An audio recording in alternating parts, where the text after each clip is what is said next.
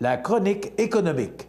Une présentation des services financiers Raymond Sanson, 118 Avenue de la Gare, Montmagny, 418-248-3583. Fidèle au poste, à tous les lundis, il est là pour nous livrer les grands titres de l'économie de la semaine ou encore les points qui peuvent fragiliser nos placements ou encore nos dettes. Et là, il y a un sujet assez délicat ce matin. Oui. La Fed? La Fed, naturellement, la Fed Bank aux États-Unis qui va dévoiler mercredi si elle hausse ses taux d'intérêt ou non. Mais ce qu'on dit, c'est qu'il y a 20 de chances que les taux augmentent. Puis, donc on prévoit plus une stabilité au niveau des taux d'intérêt américains. Ils ne vont pas augmenter les taux d'intérêt, ce ne serait pas le temps là. Ils peuvent pas. Eux autres non plus, parce que leur reprise économique est quand même assez fragile. On est en année d'élection américaine et on sait ce qui se passe aux États-Unis à l'heure actuelle avec M. Trump et Mme Clinton. Donc, la coupe penche autant d'un bord que de l'autre.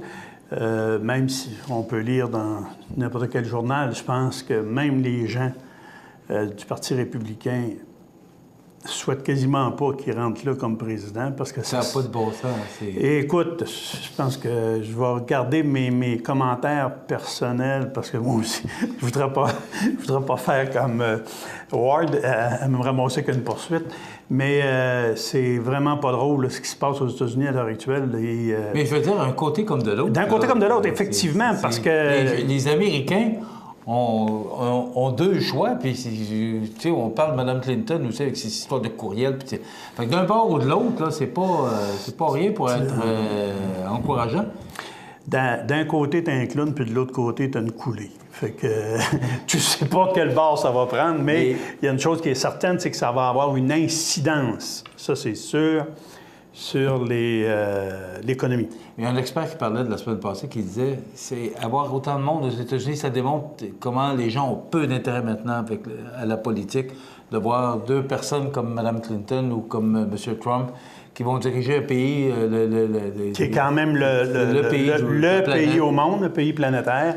Et je pense qu'il y a lieu de se questionner, mais pas virer fou avec ça. Là. Je veux dire, on va les laisser régler leurs problèmes, mais ils s'adapteront, eux autres aussi. On élit ce qu'on mérite. Oui. Alors, pour ce qui est des taux d'intérêt, moi, je vois pas... De toute façon, le Canada n'a pas l'intention nécessairement de suivre la Fed Bank dans ses mouvements, peu importe ce qui va arriver. Donc, nous autres, ici au Canada, on va sûrement connaître encore une longue période de bas taux d'intérêt. Il parle de décembre 2017 pour une revision. Pour une revision, puis je te dirais bien franchement qu'ils ne sont pas fous parce que, rappelons-nous une chose, on a surendetté nos gens, puis je dis bien, nous avons surendetté. Vous allez dire, oui, mais c'est eux autres qui ont pris la décision. Non, non. Quand tu te présentes dans une institution financière, que tu as un besoin de X, puis qu'on te dit, bien, avec les capacités que vous avez de rembourser, vous êtes capable d'aller à 125 à 140 de ce X-là, ça veut dire qu'on a augmenté l'endettement de 40 simplement sur une capacité de payer. Et dans le but, justement, d'aller chercher encore plus d'endettement chez les clients, c'est-à-dire de leur faire payer plus d'intérêts. Ça, je suis scandalisé de ça parce que rappelons-nous, Michel, tu as connu la même période que moi. Dans les années 80, quand on payait 21-22 d'intérêt sur une hypothèque, et c'était pas drôle pour personne. Là. Fait que moi, j'ai connu ça. Plusieurs de ma génération, on a tous connu ça. C'est sûr que les gens qui disaient « Hey, on était capable de faire du placement de 17 puis 18 garanti à l'époque. » Bien oui, mais vous aviez une inflation de 15 En réalité, vous faisiez quoi? Vous faisiez du 3 Fait que arrêtons de faire ronfler les chiffres pour rien. Quand je te parle aujourd'hui de placement ou d'intérêt avec mes gens, ce qu'on cherche à faire, c'est battre l'inflation. Si l'inflation est à 2 il faut au moins tenter avec nos placements d'aller chercher du 4 à 5 Ça, c'est un minimum. Mais pour le faire, il faut utiliser les outils qui existent. Autre sujet. Ouais. Et ça, c'en est tout un. Il nous reste 4 minutes pour le faire. Changement de bénéficiaire ou La désignation de bénéficiaire qu'on va faire sur des produits d'assurance, entre autres, ou des produits de rente. Je vous demande d'être très attentif, là, parce que c'est important ce que je vais vous dire là. Si vous désignez des enfants mineurs comme bénéficiaires, je tiens à vous rappeler ceci. Ce qui est très important, c'est qu'un testament suive cette désignation-là. S'il n'y en a pas de testament, si vous n'avez pas fait de testament, voici ce qui va se passer, je vous le dis, là. Que ce soit pour les parents, les grands-parents, les oncles, les tantes qui désignent des neveux, des nièces, vos petits-enfants dans le cadre des grands-parents ou vos enfants dans le cadre des parents, surtout, allez faire un testament. Alors, je vous explique pourquoi, parce que j'ai eu un cas vécu récemment et c'est loin d'être drôle, là, je vous le dis. Là. Une situation familiale difficile où le père de l'enfant mineur a des problèmes avec la justice. La mère est en incapacité de prendre soin d'elle. Et la jeune fille va hériter. Alors, qu'est-ce qui se passe légalement là-dedans? Il n'y a pas de testament, là, je vous le dis. Là. Et quand on nomme un enfant mineur comme bénéficiaire, la loi dit ceci. L'enfant mineur devra être pris en charge par l'un ou l'autre de ses parents naturels. J'en ai un qui est en dedans, puis j'en ai une autre qui est incapable de suivre. Qui va s'occuper de cet enfant-là? Alors, vous pensez que vous avez sauvé de l'argent? Je vais vous expliquer ce qui se passe. C'est sûr que l'enfant mineur à 10, 12 ans ou à 9 ans ne peut pas partir pour aller ouvrir un compte de banque avec un montant de 100, 150, 200 000 $. On s'entend là-dessus, là. Qui va gérer cet argent-là?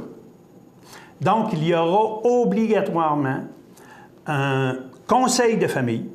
Ce conseil de famille-là devra élire une personne pour prendre charge de l'administration des biens de l'enfant et à chaque année faire rapport au curateur public.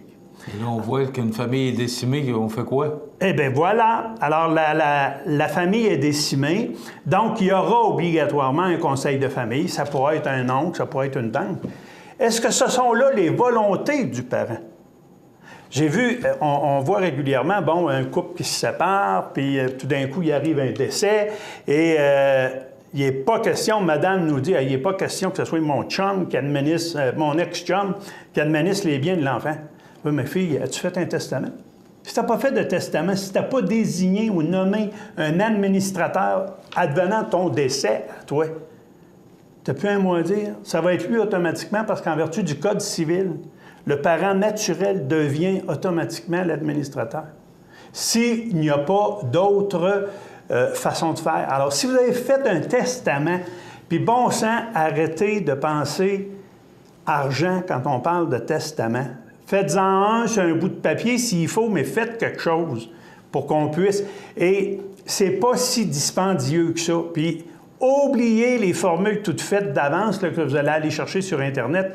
Souvent, ça a été fait sous la loi canadienne, OK, qui n'est pas la même chose que notre Code civil au Québec.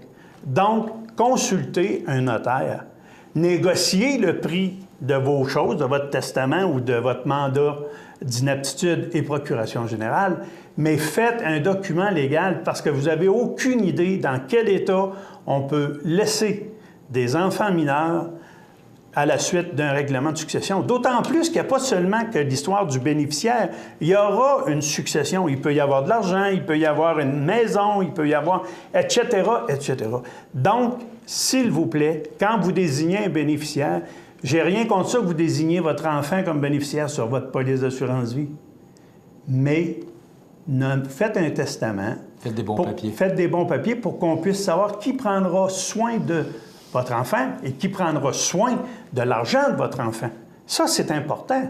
Alors, c'est épouvantable de voir les manques dans cette planification-là. Je vous le répète, vous prenez des semaines à planifier un voyage qui, pour vous autres, ça semble être la fin du monde. C'est un beau voyage, on y rêve depuis longtemps.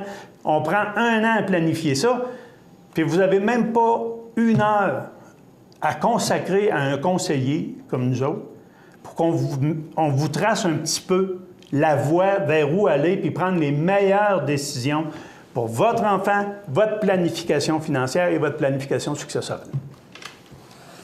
Merci, Raymond. Très intéressant. Voilà. Vous n'avez qu'à lui téléphoner puis poser vos questions. Alors, ça complète notre chronique d'aujourd'hui. Les services financiers Raymond Sanson, avenue de la Gare Montmagny, de 88 35 83.